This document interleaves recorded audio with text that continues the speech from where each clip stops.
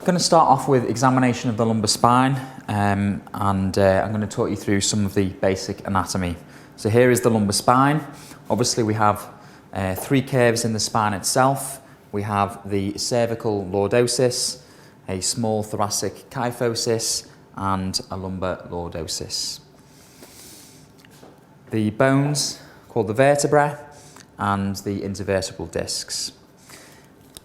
There's a bony ring, and inside this bony ring is the spinal cord itself, and at each vertebral level, through the exit foramen here, a spinal nerve is given off on the left and the right. The projection from the back is known as the spinous process, and the projections on either side, the transverse processes.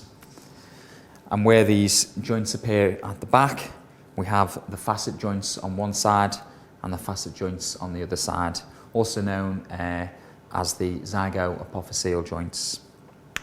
Of interest in sports people, the connecting area of bone on the side here is known as the pars interarticularis, and this can be injured in people who hyperextend their backs. And we also have a small area of bone here known as the pedicle, which can also be fractured.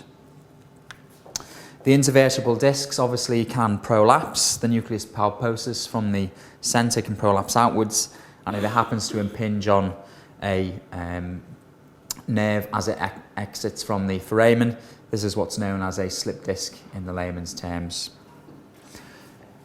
Further down we have the sacrum, and we have the sacral nerve roots, and where the sacrum articulates with the pelvis, the ilium, we have these sacroiliac joints here on the left and right, which are inflamed in sacroiliitis, and these can also be seen from the back. We have the bony ring of the pelvis. At the front we have the pubis, the symphysis pubis here, and the pubic bone. And that's all the anatomy that we need to go through. Examination of the lumbar spine begins with observation. Looking from behind, we can assess whether there is any scoliosis of the spine, whether there is any apparent leg length discrepancy. We can look at the heights of the dimples of Venus in thin people, which approximately correlate to the superior poles of the sacroiliac joints. And if these are level, we know that the pelvis and legs are approximately the same level. We can also turn the patient on to their side, and we can assess for the presence of any kyphosis also, and any other apparent discrepancies or deformities. We then begin with active movements. First of all, we ask the patient to forward flex and try and touch their toes.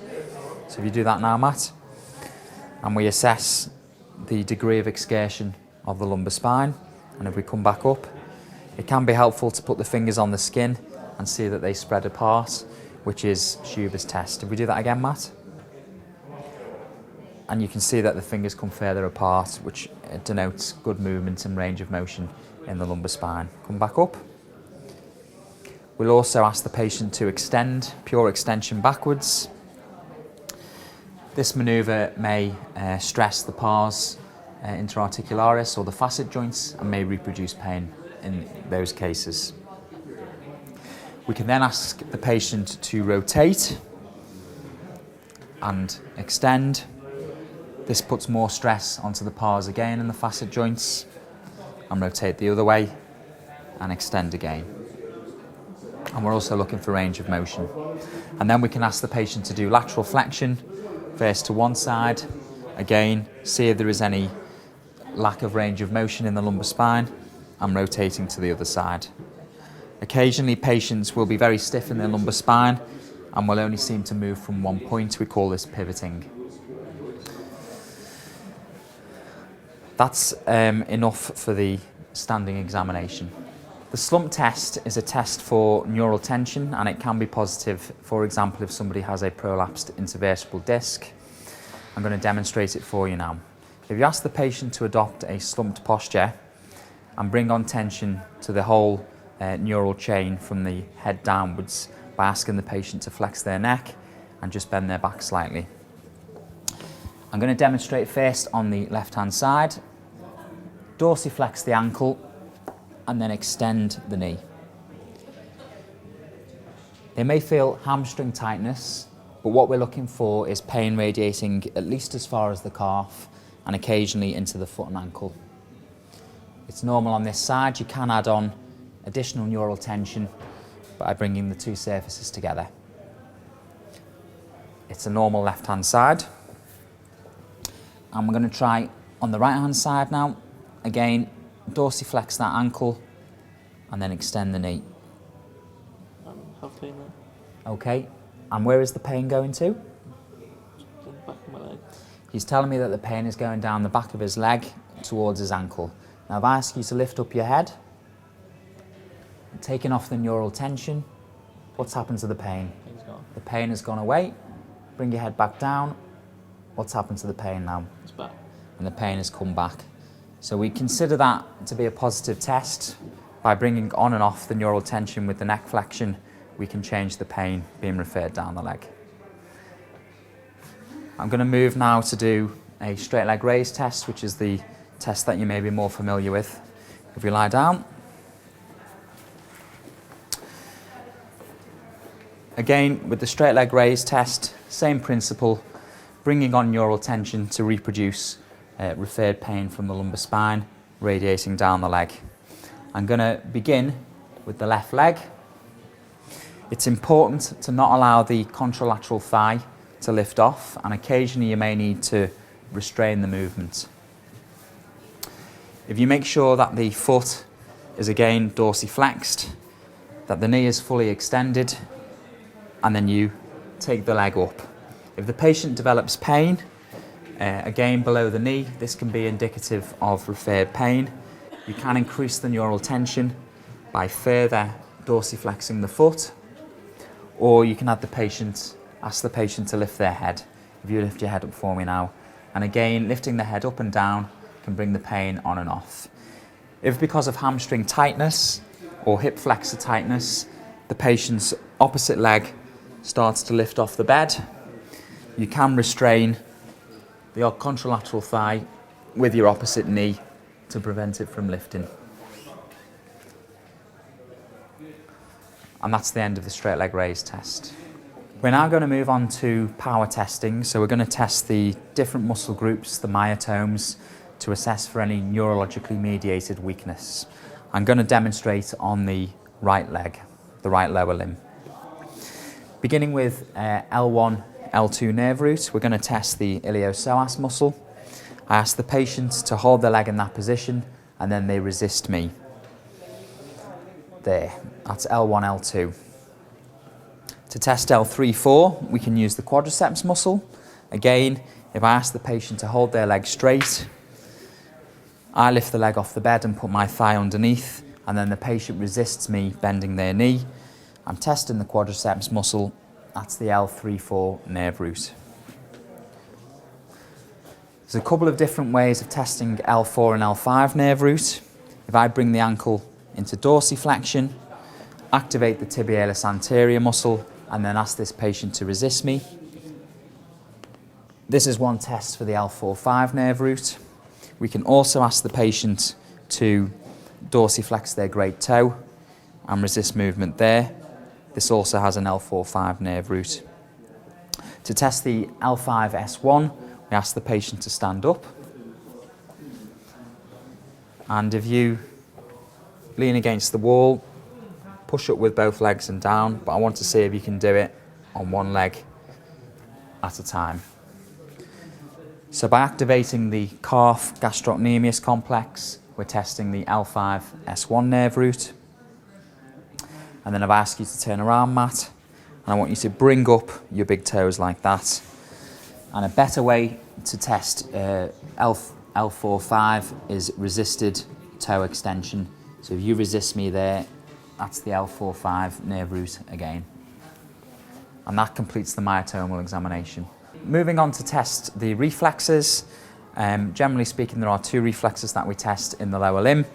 The knee reflex corresponding to L3-4 and the ankle reflex corresponding to L5-S1. So to assess the knee reflex, palpate the patellar tendon just below the inferior pole of the patella and give a firm strike with the tendon hammer. There we go. The best way to assess the ankle reflexes is actually on a chair in this position, and this will give you the best opportunity to elicit a good ankle reflex. The Achilles tendon is the place that you want to strike, and then you just again give a tap with the ankle and you can see a good reflex there and a good reflex there. If you do wish to assess for the presence of an uppermost neurone lesion, you can also check the plantar responses at the great toe with this manoeuvre. And as you can see, the normal response there is plantar flexion of the toe. I'll do that one more time. An abnormal response would be an extensor response. Another way of checking for an uppermost neurone lesion is to assess for clonus. If you relax the ankle and then quickly dorsiflex, you can occasionally get a few beats of clonus if there is an uppermost neurone lesion. Sensory examination can be tested with sharp touch with a neurotip. Although this tip is reasonably sharp, it isn't actually sharp at the end, and you can actually push it into the skin without causing any harm. And light touch can also be assessed with cotton wool or even just tissue paper. I will demonstrate in the left leg. You need to test each of the dermatomes in the upper limb, which roughly go in a diagonal fashion down the leg. And you assess on either side. Can you feel sharp sensation there? You can ask the patient to close their eyes and they can tell you if they can feel it. If I get you to close your eyes, Matt, and tell me if you feel a sharp sensation. And do it on the other side and compare. That's roughly the L1 dermatome. L2, L3 crosses the knee,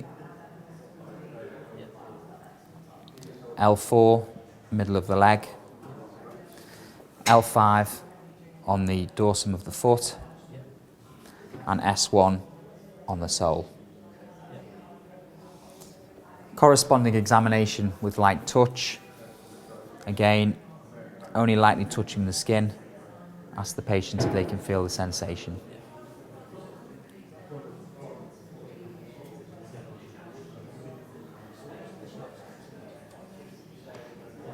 The patient is replying yes.